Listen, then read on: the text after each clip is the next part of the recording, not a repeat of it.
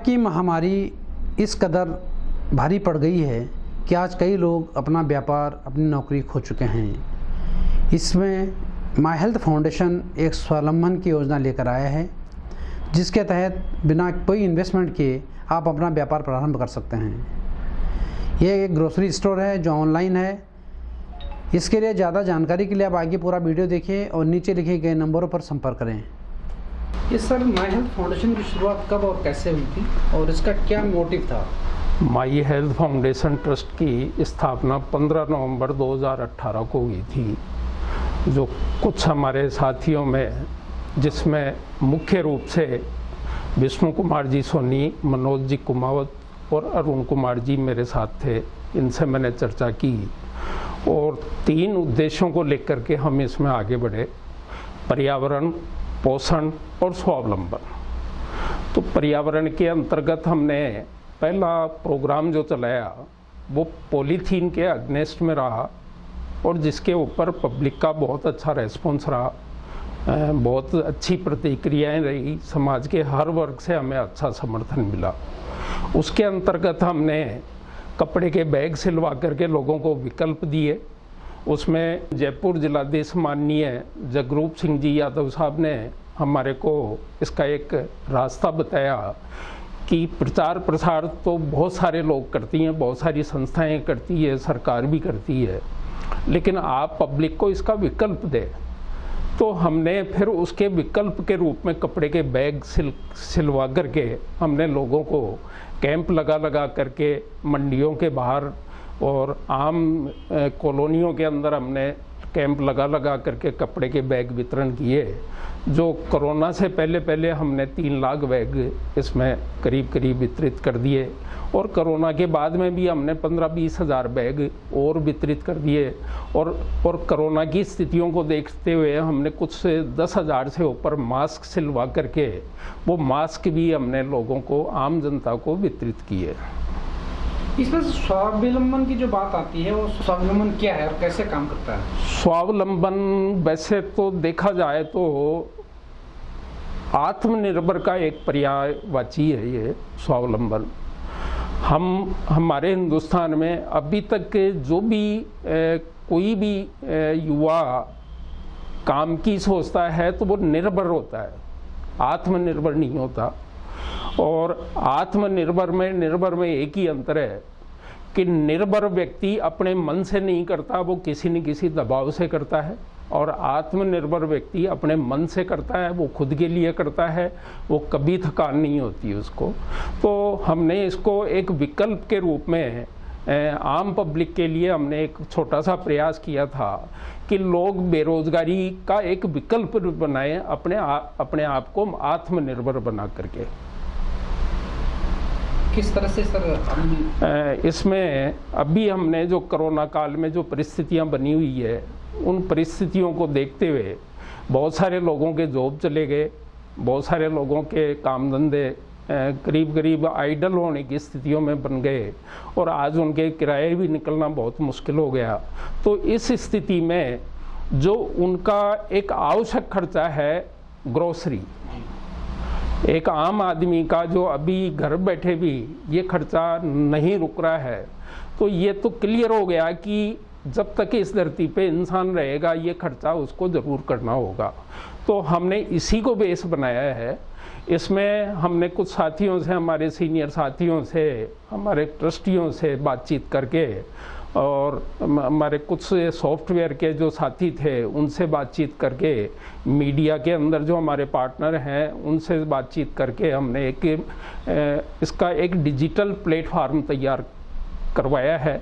और उस digital platform के द्वारा हम हमारे जितने भी जिम्मेदार साथी हैं, उनके परिवार, उनके मिलने वाले, उनके जानकार और आम पब्लिक के अंदर जिनकी भी काम धंधे ख़त्म हो गए, जिनकी जॉब चली गई, उनको एक ऑनलाइन ट्रेनिंग के माध्यम से हम उनको डिजिटल प्लेटफार्म अवेलेबल करवाते हैं। उसमें वो अपना ग्रोसरी का सामान घर बैठे वो अपना ऑर्डर करता है, वो उसको भीड़ में जाने की ज़रूरत नहीं है, उसको सोशल डिस्टेंसिंग का पालन करते हुए उसको भीड़ में न जा कर के वो अपने घर से जब चाहे जब भी उसको टाइम हो जब वो ऑनलाइन ऑर्डर कर सकता है। साथ में हमने कुछ वेंडर्स को अपॉइंट किया है कि वो वेंडर उन ऑर्डर्स को ट्रैक करेंगे और उनकी डिलीवरी देंगे और उनका जो एक इंसेंटिव के रूप में जो हमारे कार्यकर्ता हैं जो ऑर्डर ले रहे हैं, जिनके माध्यम से ऑर्डर आ रहे हैं, उनको वो 1% इंसेंटिव देंगे, जिसमें एक छोटा सा क्राइटेरिया रखा है। 5,000 रुपये का ऑर्डर उसका मिनिमम होना चाहिए, उसमें 1% उसको वो इंसेंटिव देंगे, जैसा हमारे उनसे बातचीत हुई है। और 10,000 से ऊपर का अगर उसका व्यक्तिगत ऑर्डर होता है तो उस पर 1.5% इंसेंटिव देंगे। साथ ही अगर वो कुछ परिवारों को और इस आत्मनिर्भर कार्यक्रम से जोड़ता है और उनको प्रैक्टिकली उनको वो अपने किए हुए कार्य से संतुष्ट करके उनको साथ लेता है और उनकी मदद करता है उस कार्यक्रम को आगे बढ़ाने में, और उनको एक भरोसा दिलाता है कि भाई जो आपका रोज़ का खर्चा है, जो आपके बिल हैं, जो आपकी EMI है, अभी उसका कोई रास्ता नहीं है। इस माध्यम से अगर छोटा सा एक प्रयास करें तो आपका एक रास्ता, एक विकल्प निकल करके आ सकता है और उसमें मैं आपकी हेल्प करूंगा। उसमें उसके टर्नओवर का 0.5% वो वेंडर देंगे जिनसे हमारी बातचीत हुई है। तो इस तरीके से हम इस कार्यक्रम को लेकर के आगे आए हैं। सर, अभी शहर में कहाँ आपने वेंडर्स डेवलप किए हैं कि कोई अगर एसोसिएट होना चाहे तो कैसे हो सकता है? अभी हमने जो प्रोग्राम डिज़ाइन किया है उसके अंदर जयपुर नगर निगम क्षेत्र हमने एक क्राइटेरिया बनाया है। उसके अंदर अभी हमने जोटवाड़ा, आपके वैशाली, आपके वाल सिटी के अंदर, उसके अलावा आपके मानसरोवर, सांगानेर, प्रतापनगर, करीब करीब जयपुर का हर क्षेत्र का कार्यकर्ता हमारे इस अभियान में शामिल हो चुका है और वो आगे से आगे लोगों को इसकी जानकारियां दे करके और इसमें शामिल करवा रहे हैं। और इसके अंदर शामिल होने के लिए आप इस वीडियो के नीचे जो नंबर दिया जा रहा है और जो मेल आईडी दी जा रही है, आप उसके ऊपर भी आप संपर्क कर सकते हैं और आप हमारे जो कार्यकर्ता हैं उनके माध्यम से भी आप इसमें शामिल हो सकते हैं। माई हेल्थ फाउंडेशन संस्था का जो गठन हुआ था, अभी तक क्या क्या कार्य संस्था करवा चुकी है और आगे किस तरह से काम करेगी? पहले तो सभी देशवासियों को मैं इस कोविड की जो महामारी चल रही है इसमें सभी को सजग करना चाहता हूँ कि मास्क ज़रूर पहने और घर से अनावश्यक रूप से बाहर नहीं निकलें। मैं विष्णु सोनी, राजस्थान, जयपुर शहर से माई हेल्थ फाउंडेशन ट्रस्ट को लगभग 3 साल हमारे को नवंबर में हो जाएंगे। इसकी स्थापना लगभग आज के 3 साल पहले नवंबर 2018 में हमने की थी। तो 3 उद्देश्यों को लेकर हमने इसकी शुरुआत की थी। इसमें पहला पर्यावरण था, दूसरा हमारा पोषण था और तीसरा हमारा स्वावलंबन था। तो पर्यावरण के क्षेत्र में हमने लगभग पिछले 2.5 सालों में जो पॉलीथीन मुक्त भारत अभियान लेके हम लोग चले थे, उसके अंतर्गत लगभग हम 3 लाख कपड़े के बैग जन सहयोग से लोगों में बांट चुके हैं। एक कैंपों के माध्यम से कॉलोनियों में जा करके लोगों को जागरूक किया हमने। पर्यावरण को लेकर भी फाउंडेशन अच्छा काम कर रहा है। हमारे सभी साथी मिलकर हमने काफ़ी जगह पेड़ पौधे भी लगाए हैं। और रही बात स्वावलंबन की, तो स्वावलंबन को लेकर के अभी वर्तमान में जो स्थितियाँ चल रही है, इनको देखते हुए एक विचार किया हमारे सभी साथियों ने, ट्रस्टियों ने बैठ करके, क्यों नहीं कैसा अपन इस वक्त रास्ता ईजाद करें जैसे आम लोग इस वक्त जो आर्थिक परेशानी से जूझ रहा है, क्यों नहीं उसका इनकम भी हो और साथ में उसको घर से बाहर नहीं निकलना पड़े। उसके लिए फाउंडेशन हमारी तैयारी कर रहा है, जिसमें एक डिजिटल प्लेटफॉर्म हम लोगों ने तैयार किया है। और डिजिटल प्लेटफॉर्म के माध्यम से हमने लगभग पूरे जयपुर शहर को इसमें इन्वॉल्व किया है। और अभी हमारा रिसेंटली जो प्रोग्राम चल रहा है जयपुर शहर को लेकर चल रहा है, और भविष्य में हमारी योजना है कि इसको हम राजस्थान और इंडिया लेवल तक भी करें। तो संस्था सर कैसे, मतलब जो संस्था ने एक्टिविटी अभी कराई उनका क्या, किस तरह से संस्था करती है, मतलब उसके लिए फंडिंग अरेंज करना, ये करना, क्या मोटिव होता है संस्था का, किस तरह से फंड जनरेट करती है संस्था? स्वयंसेवी संस्था, इसमें हमारे ट्रस्टी हैं जो हमें जन सहयोग करते हैं इसमें।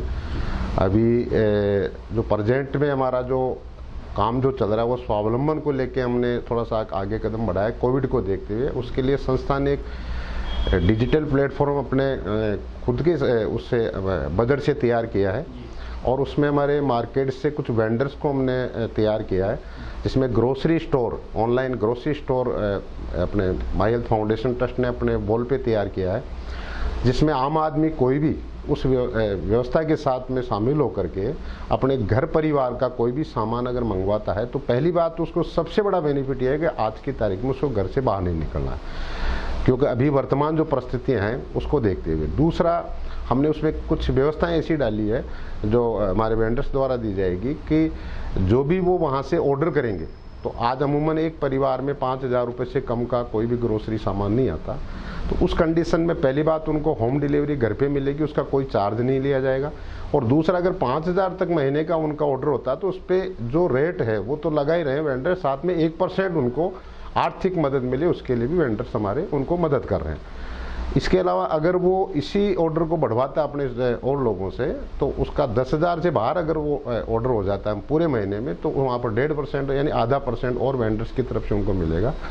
और इसी व्यवस्था को अगर वो अपने साथ में लोगों को शामिल करके काम और भी परिवारों को शामिल करता है, तो साथ में जो लोग शामिल होंगे उनको तो मिलेगा 1% भी मिलेगा, आधा % भी 1.5% मिलेगा, लेकिन जिस व्यक्ति ने उनको शामिल किया है तो उसको आधा % उनके टर्नओवर का और दिया जाएगा।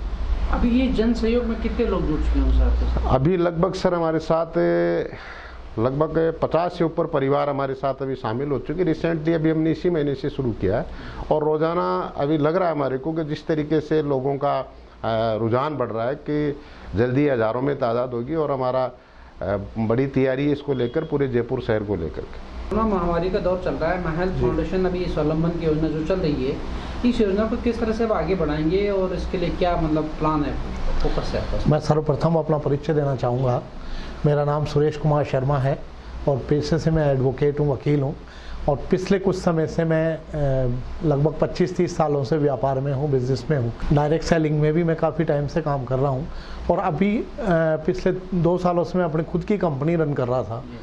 उसी दौरान मुझे अभी ये जो कोविड का टाइम पिछली बार आया और उस कोविड के टाइम में जो समस्याएं देखी, खुद ने भी झेली और लोगों की भी देखी, तो बड़े व्यथित हुए।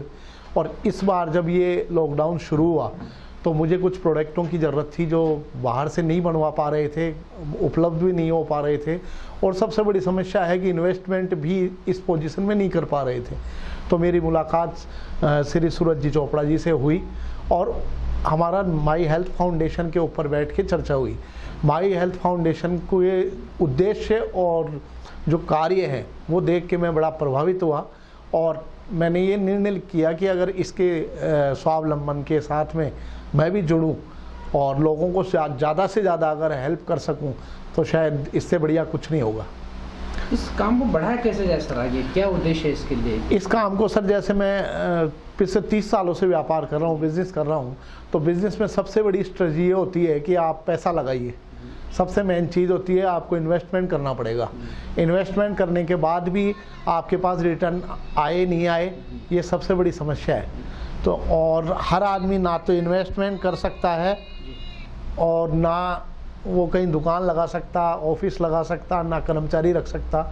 इस स्वावलंबन में मुझे सबसे अच्छी बात ये लगी कि इसमें एक डिजिटल प्लेटफॉर्म उपलब्ध करवाया जा रहा है। इस डिजिटल प्लेटफॉर्म में जो हमारी रोज़मर्रा की घरेलू आवश्यकता की वस्तुएं हैं जो हर आदमी को लेनी ही लेनी है, वो चाहे कोरोना काल हो, चाहे कोई सा भी काल हो, चाहे हम घर में बैठे हैं तो भी खाने पीने की आवश्यक चीज़ें हमारे को चाहिए ही चाहिए। और काफ़ी सरकारें भी काफ़ी हेल्प करती है, फाउंडेशन भी काफ़ी हेल्प करते हैं, फिर भी कितना भी हेल्प करने के बाद भी एक मिडिल क्लास इससे अछूता रह जाता है कि मिडिल क्लास को हेल्प नहीं हो पाती है। और मिडिल क्लास के लिए ही माई हेल्थ फाउंडेशन का ये जो उद्देश्य देखा मैंने स्वावलंबन का, इससे मैं बहुत प्रभावित हुआ। और इससे आगे हम इस तरह से कर सकते हैं कि जिस तरह से मेरी डिजिटल वॉल बनी तो मैंने उसे अपने दोस्तों को भेजा, अपने रिश्तेदारों को भेजा। कम से कम हर मोबाइल के अंदर, अपने हर मोबाइल के अंदर 100, 150, 200 नंबर सबके पास होते हैं सर। उसको 100-200 लोगों को मैंने अपना डिजिटल वॉल भेजा और उनसे रेफरेंस आने लगे, उन लोगों के मेरे पास फ़ोन आने लगे कि वकील साहब आजकल ग्रोसरी का भी काम शुरू कर दिया आपने, ये काम बहुत अच्छा किया। मतलब पहली बार मुझे ऐसा लगा कि पलट के लोग खुद आ रहे हैं, जबकि अब तक मैं लोगों को जाता था, समझाता था कि ये काम कर रहे हैं, लेकिन अब की बार पहली बार लोगों का आया कि साहब ग्रोसरी का काम कर रहे हैं तो बहुत अच्छा है यार, मुझे भी सामान प्लीज़ उपलब्ध करवा दो।